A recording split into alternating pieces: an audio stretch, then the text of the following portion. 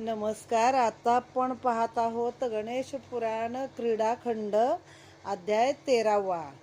आणि मागच्या अध्यायामध्ये आपण पाहिलेलं आहे की देवांतक आणि नरांतक हे दोन राक्षस जेव्हा मातले आणि सर्व त्रिभुवनावर राज्य करून सर्वांना त्रास देऊ लागले, तेव्हा त्यांचा संहार करण्यासाठी महोत्कट या नावाने गजाननाने आदिती आणि कश्यप ऋषी यांच्या पोटी जन्म घेतलेला आहे. आणि आता पहिली नरांतकाची वेळ आलेली आहे.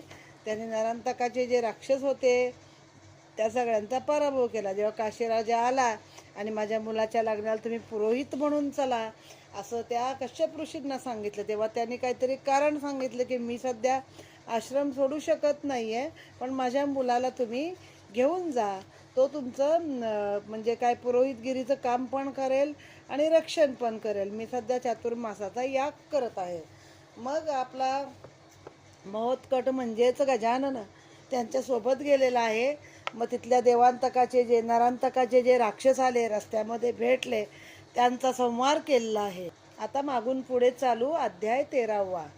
वक्रतुंड महाकाय सूर्यकोटी समप्रभ निर्विघ्नं कुर्मे देव सर्वकार्येषु सर्वदा. नेत्री दोन हिरे प्रकाश पसरे अत्यंत ते साजिरे. माथा शेंदूर पाजरे वरिवरे दुर्वांकुराचे तुरे.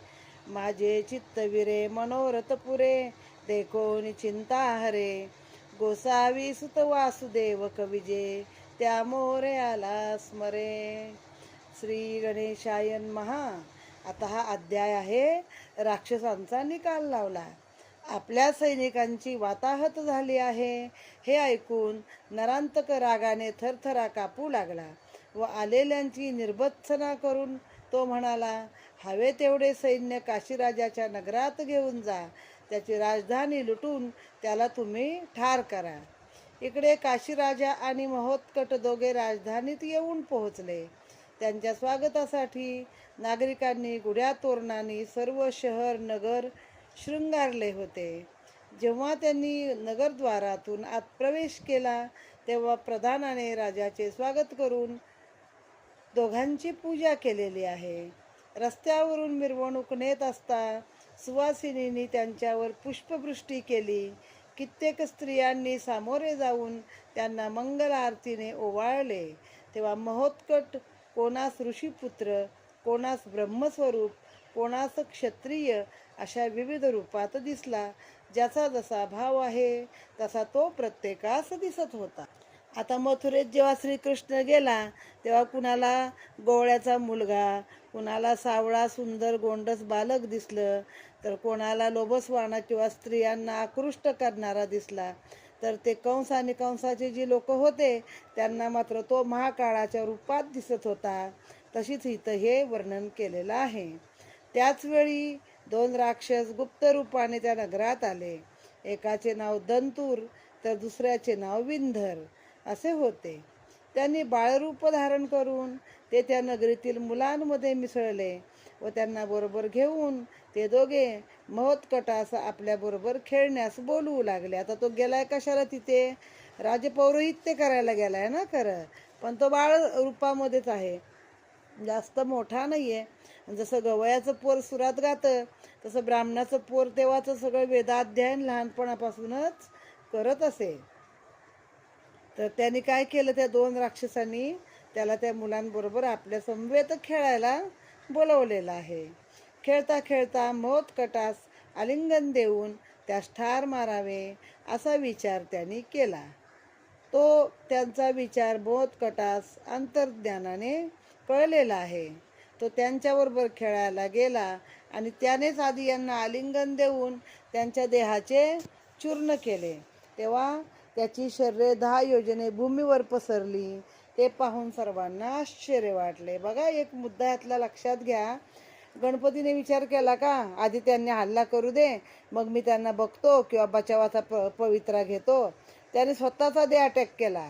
म्हणजे आत्ताची ही रणनीती आहे ती तेव्हापासून आपल्या पुराणामध्ये सांगितलेली आहे की कधी कधी वाट बघू नका की शत्रू कधी येईल, आमचं नुकसान करेल आणि मग आम्ही त्याचा समाचार घेऊ. नाही, तुम्ही आधीच हल्ला केला तर तो तुम्हाला घाबरून राहतो. आपलं हेच झालेलं आहे की सावरकर म्हणतात ना की हिंदूंनी कधी बाहेर जाऊन कुणावर आक्रमणं केली नाही आहेत आणि स्वतःचं साम्राज्य विस्तार करण्याचा प्रयत्न केला नाही, म्हणून आपलं साम्राज्य हळूहळू बारीक होत गेलं. असू दे, विषय आणि विषय थोडासा घसरतो तिकडे तिकडे, पण तो आपल्यासाठी महत्त्वाचाच असतो. त्यानंतर आता ही दोन कळलं ह्या मुलांना, ही राक्षसच आहेत. सगळ्यांना आश्चर्य वाटलं. त्यानंतर पतंग आणि विद्युत या नावाने आणखीन दोन राक्षस वायुरूपाने त्यास मारावयास गेले. आता बघा, विद्युत हा आपला आत्ताचा आपल्याला विद्युत म्हणजे वीज जी आपण आत्ता ओळखतो, पण तेव्हा ज्या अर्थी विद्युत नाव ठेवलेलं आहे त्या अर्थी प्रत्येक नावाचा काहीतरी अर्थ असतो ना. तसं तेव्हा त्या विद्युतचं काहीतरी लोकांना माहीत होतं, ह्या विजेप्रमाणे चपळवान असेल म्हणून त्याला ते मारायला गेले. ते वायुरूपाने त्याला मारायला आले. तेव्हा मोठे मोठे वृक्ष वाडे म्हणजे एवढं वारा सुटला, एवढं वादळ सुटलं की ते जमीनदोस्त झाले. हा प्रकार पाहून नगरवासी भयभीत झाले. मग महोत्कटाने त्या दोघा राक्षसांचा गळा धरून एक एक चापट मारली. तेव्हा ते दोघे गतप्राण झाले. मग जास्त काय करायला लागलं नाही, एक एक चापट फक्त मारलेली आहे. वाटेत आणखीन एक राक्षस बसला होता. त्याच्यावर महोत्कटाने नेम धरून आपल्या हातातील अंकुश फेकला. तो त्याच्या शरीरात रुतून त्या राक्षसाचा प्राण गेला. हा सर्व पराक्रम पाहून लोक आश्चर्यचकित झाले आणि हा प्रत्यक्ष गजाननाचा अवतार आहे असे समजून त्यांनी त्याचा जय जयकार केला. पुढे त्यांचा रथ राजवाड्यात आल्यावर राजाने महोत्कटाचा आदर सत्कार करून त्याची यथासांग पूजा केली. म्हणजे एवढ्या सगळ्या घटना त्याने त्या नगरीमध्ये प्रवेश केल्यापासून मिरवणुकीमध्येच घडलेल्या आहेत. इथे हा अध्याय समाप्त झाला. ओम गम गणपतये नमः. अध्याय 14 जृंभा राक्षसीचा शेवट केलेला आहे. श्री गणेशाय नमः. दुसरे दिवशी धर्मदत्त नावाचा एक विद्वान ब्राह्मण काशीराजाकडे आला आणि कश्यपाचा पुत्र कोठे आहे असे त्यास विचारले. तो राजा म्हणाला, तो बाहेर मुलांबरोबर खेळत आहे. ब्राह्मण बाहेर आला आणि त्याला येऊन महोत्कटास म्हणाला, बाळा, तू माझा सखा कश्यप याचा पुत्र आहेस आणि मी तुला माझ्या घरी न्यायला आलेलो आहे, तरी तू माझ्याबरोबर येऊन माझ्या घरचा पाहुणचार घ्यावास. हे ऐकून तो धर्मदत्ताच्या घरी निघाला, त्याच्याबरोबर जावयास निघाला. तेव्हा नरांतकाने त्याच्या जाण्याच्या वाटेत आपण दोघे भांडत आहो असे दाखवून महोत्कट त्याच्या बाजूने जाऊ लागल्यावर ते त्याच्या अंगावर येऊन पडले. म्हणजे बघा, आता पण आपण बघतो की नाही की दोन लोकांची भांडणं चालू असतात आणि सोडवायला जाणारा किंवा बाजूनं जाणारा त्यालाच फुकटचा मार पडतो. तसे यांनी आता ते नाटक केलं भांडण्याचं आणि त्याच्या अंगावरती येऊन दोघंजणं पडलेले आहेत. तेव्हा महोत्कटाने त्या राक्षसाचे पाय धरून त्यांना जोराने जमिनीवर आपटले. त्यांचे देह छिन्न बिछिन्न होऊन ते गतप्राण झाले. नंतर ते दोघे पुढे चालू लागल्यावर एक मत्त हस्ती महोत्कटावर चालून आला. तो पण राक्षसच असणार एखादा. मग ह्याने काय केलं, त्याच्या गंडस्थळावर उडी मारली. आता ह्याचं गंडस्थळ कुठं असतं हत्तीचं, तर बरोबर त्याच्या मस्तकाचा जो मध्ये एक उंचवटा असतो त्याला गंडस्थळ म्हणतात. कधी कधी त्या गंडस्थळातून एक असा द्रवरूप पदार्थ पाझरतो, त्याचा सुवास सुटतो किंवा एक टिपिकल वास येतो वेगळा. तेव्हा हत्ती मत्त झाला किंवा माझावर आला, मस्तीवर आला असं म्हटलं जातं. मग ह्यानं काय केलं, त्याच्या गंडस्थळावर उडी मारली. त्याच्या गंडस्थळाला अंकुशाने थोडंसं टोचलं की हत्ती बरोबर ती आपल्या कंट्रोलमध्ये राहतो किंवा आपल्या आज्ञा पाळतो किंवा मग अति बेफाम होतो, असं दोन्ही आहे. आता ते आपण हत्ती सवारीवर वगैरे बसले ना, तर तो माऊत काय करतो, टाचेने सारखं त्याच्या गंडस्थळाला असं हलके हलके मारत असतो. मग त्यामुळे तो हत्ती बरोबर समजून चालत राहतो. मग याने त्याच्या गंडस्थळावरच उडी मारली आहे आणि आपल्या हातातील अंकुश त्याच्या गंडस्थळावर टोचून त्यास त्याने ठार केले. तेव्हा त्या हत्तीच्या जागी एक विक्राळ असा राक्षस दिसून आला. ते पाहून सर्वांची भीतीने गाळण उडाली. सर्व बघे पळून गेले. पुढे थोडे चालल्यावर धर्मदत्ताचे घर आले. ते दोघे घरात गेले तेव्हा त्यांना आपल्या मित्राच्या मुलाची सर्व संकटे टळली असे जाणून ते समाधान वाटले त्यांना. त्यांनी पूजा केली. आणि इतक्यात धुम्राक्षाची पत्नी झुंबा उत्तम वेश परिधान करून तेथे आले. आता ते धूम्रवर्ण, धूम्रकेतू, धुम्राक्ष असे ते अनेक राक्षस आहेत बघा. चिंतामणी विजय नावाचा एक ह्याच्या आधी मी टाकलेला ग्रंथ आहे, त्यात हे बरंच वर्णन आहे. आणि ह्या राक्षसांची सगळ्या नावं आणि काय कशासाठी मारामाऱ्या, कोण कोणाचं नातेवाईक, हे सगळं त्याच्यामध्ये आहे, आपण ते पाहू शकता. मग ती आली, तिने महोत्कटाच्या पराक्रमाचे वर्णन करून त्याची फार स्तुती केली. आणि शेवटी ती म्हणाली, ज्या मातापित्याच्या घरी तुझा जन्म झाला ते मातापिता धन्य होत.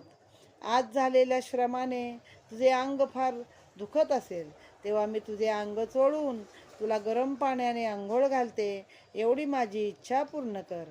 तिची ही विनंती ऐकून महोत्कटाने आपणास तेल लावून चोळून आंघोळ घालण्यास तिला संमती दिली. तेव्हा तिने एका तेलाच्या वाटीच्या विषाने किंवा एका तेलाच्या वाटीमध्ये विष टाकलं. विषाने भरलेली वाटी आणून मोठ्या प्रेमांती हळूहळू त्याचे अंग चोळू लागले. पण चमत्कार असा झाला की तिने त्याच्या अंगास चोळलेले विष तिच्या अंगात भिनू लागले. मीराजीने विष का प्याला, पिया पिवत मीरा हासी रे. ते सगळं कुठं आलं होतं? ती मूर्ती काळी निळी पडली होती कृष्णाची. तसं इथं त्याच्याच अंगाला चोळलेलं विष सगळं त्या राक्षसनीच्या अंगात आलंय. आता ही दोन वेगळी उदाहरणं आहेत. ते उत्कट भक्तीचं उदाहरण आहे, ते उत्कट हे द्वेषाचं उदाहरण आहे. पण कसं असतं माहिती आहे का, जेव्हा आपण एखाद्याचा आत्यंतिक द्वेष करतो ना, तेव्हा आपण सतत त्या व्यक्तीची जाणीव करत असतो, आठवण काढत असतो, नाव घेत असतो, आणि ती एक प्रकारे भक्तीच त्यांच्या हातून होते. मग आता ह्यानं काय केलं, तेवढ्यामध्ये तिथला एक नारळ उचलला आणि तिच्या डोक्यामध्ये मारला. त्याबरोबर ती, कारण साधा नारळ आपटून ती राक्षसी मरणार नव्हती, पण तो गजाननाचा प्रहार आहे. त्याबरोबर ती रक्तबंबाळ झाली आणि तिथेच ती मरून पडली. आणि तिचा देह राक्षसी असा आवाढव्य आगड बंब दिसू लागला.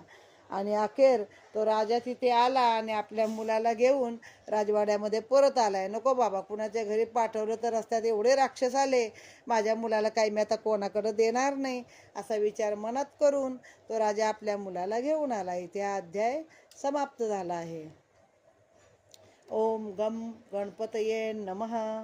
आता अध्याय 15वा. रात्री श्री गणेशाय नमः. रात्रीचे भोजन झाल्यावर महोत्कट आणि राजा निजल्यावर व्याघ्रमुख, ज्वालामुख आणि दारुण या तिघांनी राजाचा सूड घेण्यासाठी नगरीमध्ये प्रवेश केला.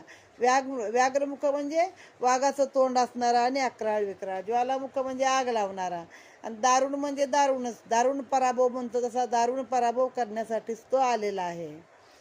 मग ज्वालामुखाने आपल्या मुखातून महाभयंकर उग्र अशा ज्वाला सोडून त्या नगराला पेटविण्यास सुरुवात केली. त्याबरोबर जिकडे तिकडे पळापळ सुरू झाली. जो जिकडे वाट मिळेल तिकडे पळू लागला. आता मागच्या अध्यायात काय आहे, प्रत्येकानं कशी भक्ती केली आणि प्रत्येकाला कसं दर्शन देऊन उपासनेचं महत्त्व सांगितलं आहे.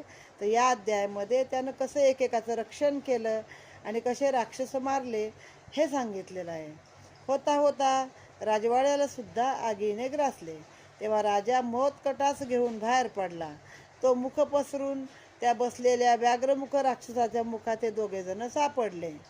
त्याआधी त्याच्या मुखात पुष्कळ लोक गेले होते, पण तो दुष्ट महोत्कटाची वाट पाहत असल्याने त्याने मग काय केलं, तोंड मिटलं नव्हतं, आ करूनच बसला होता. त्याप्रमाणे राजा आणि महोत्कट त्याचे तोंडात आल्यावर त्याने आपले तोंड मिटले आणि त्या सर्वांस गिळून टाकलेले आहे.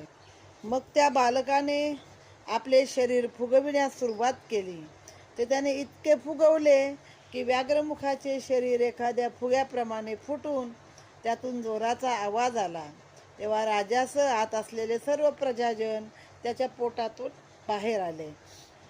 नंतर महोत्कटाने एका लाथेने व्याघ्रमुखाच्या शरीराची 2 शकले केली. म्हणजे एक लाथ मारली तर 2 तुकडे त्याचे झाले. दारुणालाही ठार मारले.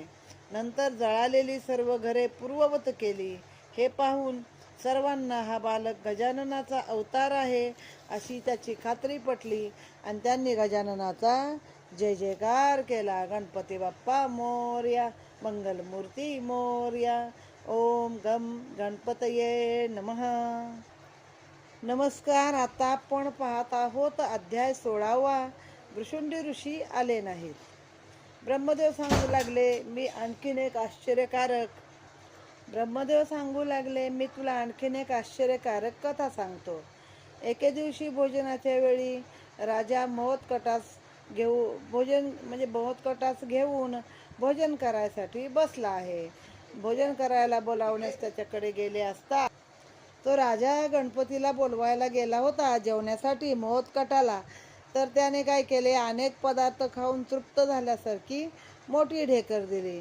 अनेक गोड पदार्थ खाऊन राहिलेले पदार्थ त्याने राजाला दाखवले आहे.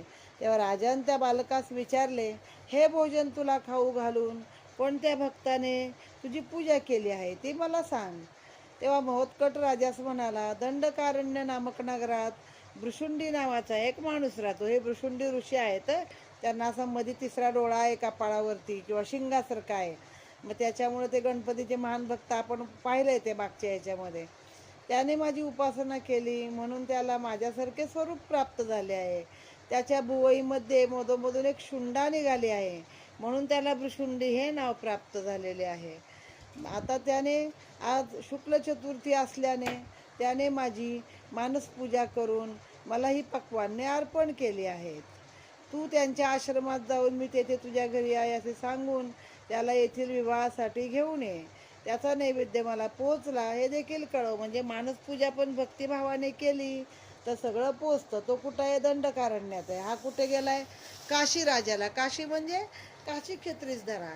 आणि पंचवटी दंडकारण्य आहे म्हणजे आपला भाग, इकडून नाशिकपासून पुढं होणारी झाडी, तिथं हे ऋषी राहत होते. पण ते नैवेद्य तिथं पोचलेलं आहे. ते ऐकून त्याने भृशुंडीस आणण्याचे कबूल केले. राजा एकटाच अनेक शस्त्रास्त्रे बरोबर घेऊन अनेक नद्या पर्वत अरण्य ओलांडून भृशुंडीच्या आश्रमात आला. त्याने ऋषींना नमस्कार केला आणि महोत्कटाचा निरोप सांगितला. राजाचे भाषण ऐकून भृशुंडी ऋषी त्यास म्हणाले, तो निर्गुण निराकार असा गजानन तुझ्या घरी आहे हे म्हणणे सत्य आहे असे मला वाटत नाही. तू त्याचे प्रथम वर्णन करून सांग. मग राजा म्हणाला, त्याची स्वरूपे अनंत असल्याने प्रत्यक्ष ब्रह्मदेव जरी आला किंवा 1000 जुम्माचा शेष जरी आला तरी त्याचे वर्णन कोणी करू शकणार नाही. त्या देवादिदेव गजाननाने सध्या कश्यपाच्या घरी मानव रूपाने जन्म घेतलेला आहे. त्याचे नाव महोत्कट असे असून तो 7 वर्षाचा आहे. तो महान बुद्धिमान आहे. उत्तम प्रकारची आयुधे तर तो धारण करणारा आहे, पण ती आयुधे तो चालवणारा देखील आहे. केवळ कश्यपाने वर मागितल्याने मनुष्य रूप धारण करून असा तो बालक तेथे जन्माला आलेला आहे. ते राजाने केलेले गजाननाचे वर्णन ऐकून भृशुंडी त्याला म्हणाला, ज्याच्या कृपाप्रसादाने मला ही सोंड प्राप्त झाली तो माझा देव अशा प्रकारचा नाही. आणि त्या निराकार गजाननाने असे साकार रूप धारण केले असले तर मला दुसऱ्या देवाची उपासना करावी लागेल. राजा म्हणाला, महाराज, मी एवढ्या लांबून आपल्या दर्शनास आलो आहे आणि आपण तर माझ्याबरोबर येत नाही, तर मी आता अभागी ठरलो आहे एवढेच. असे म्हणून जेव्हा भृशुंडीने राजाला डोळे मिटण्यास सांगितले व त्याच्या मस्तकावर हात ठेवला, त्याबरोबर तो आपल्या राजवाड्यामध्ये येऊन पडला. नंतर त्याने घडलेले सर्व वर्तमान महोत्कटास सांगितले. तेव्हा आपल्या निरोपावरून आपला भक्त सखा भृशुंडी आला नाही याचे विनायकास मोठे आश्चर्य वाटले. इथे हा अध्याय समाप्त. ओम गम गणपतये नमः.